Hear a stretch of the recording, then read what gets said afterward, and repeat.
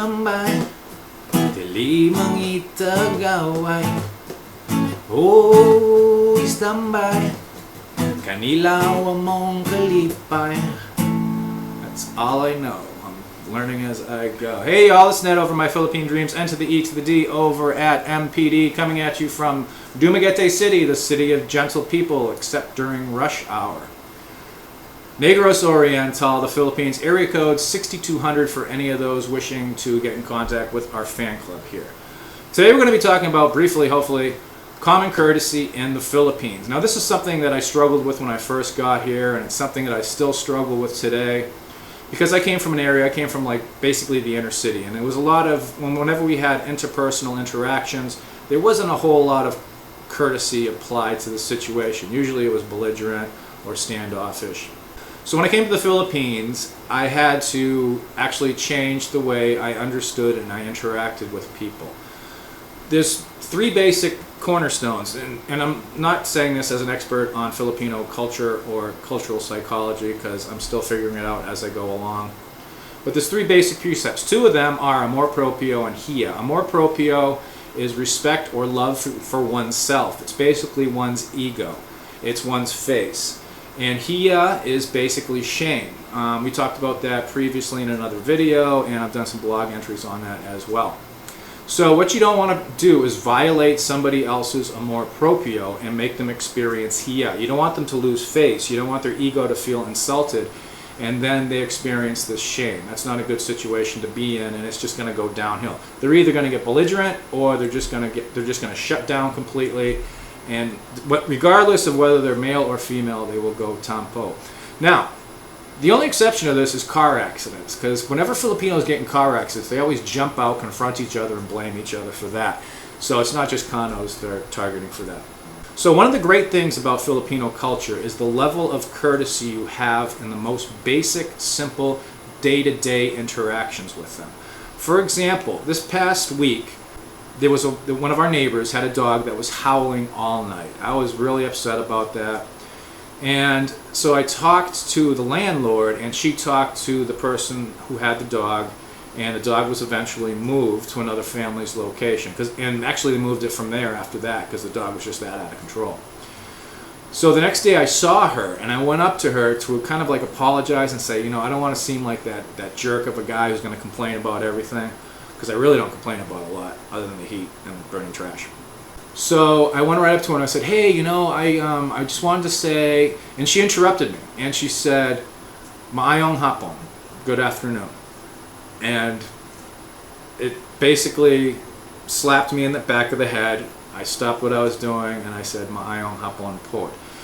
When Filipinos are interacting, usually the first thing they'll do is they'll say good morning, good afternoon, good evening, whatever it may be, and the other person will reply back to them. So basically it'll be like maayong buntag po. So that establishes the relationship. Even when they're texting each other, when you get texts from Filipinos or Filipinas, usually it's going to be prefaced by good AM, good PM, good noon, good evening, whatever it may be. And that's how they start their conversations. Even on Filipino forums, when I was doing research on my Kawasaki Rouser, I went on to a lot of Filipino forums, motorcycle forums, and what I did was, they were in Tagalog obviously, but I'd translate them. And three words that you typically see on a Filipino forum are puede, ma'am, and sir, depending on who they're talking to.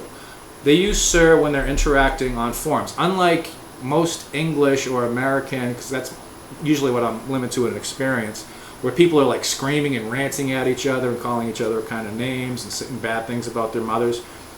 They say sir, they say ma'am a lot. Also puede, and as far as I know, puede means may I, like may I offer a solution to this, may I ask a question.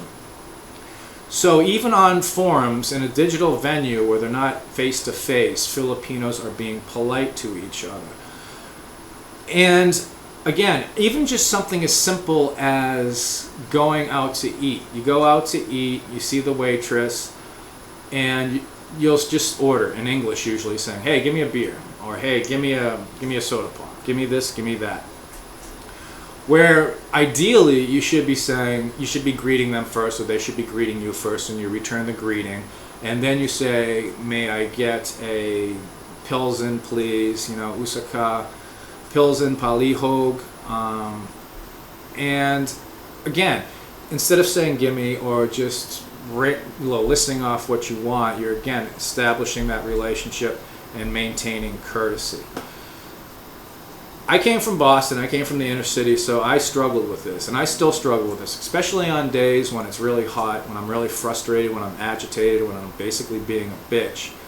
A lot of times this can be difficult to deal with. But it's something that we as foreigners, again, if we're going to stay here long term, we have to try to understand the culture.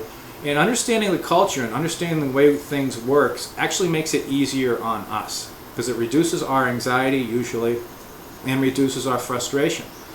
And it's also intriguing because it's an interesting mix of Western influence and Eastern influence, mostly Eastern influence. And you can see it, for example, in just Hiya, in amor proprio, the face and saving face and doing all that stuff. There's even a point where Filipinos will be interacting when they'll actually both be lying to each other. I forgot the Filipino term for it. Somebody please plug it in the comments section. It begins with a P. And they both know they're lying, but in order to maintain face for both of themselves, they'll just go along with the lie and they'll talk things out and try to work around it. And what's cool too about amor proprio and Hiya is when you're being courteous and you're interacting with each other, you're not just respecting the other person's amor proprio and not bringing shame to them, but you're respecting and you're reinforcing your own amor proprio and you're avoiding shame yourself. So that's my 2 cents on being polite in the Philippines instead of making demands. And again, it's just trying to understand how things work, which makes life better for us because it represents us better, and it makes definitely Filipinos' lives sometimes when they have to interact with the angry, frustrated Westerners. If you have your own experiences with this, please leave it in the comments section. Like, dislike, subscribe. And this is Ned over My Philippine Dreams, and we'll see you next time. Peace.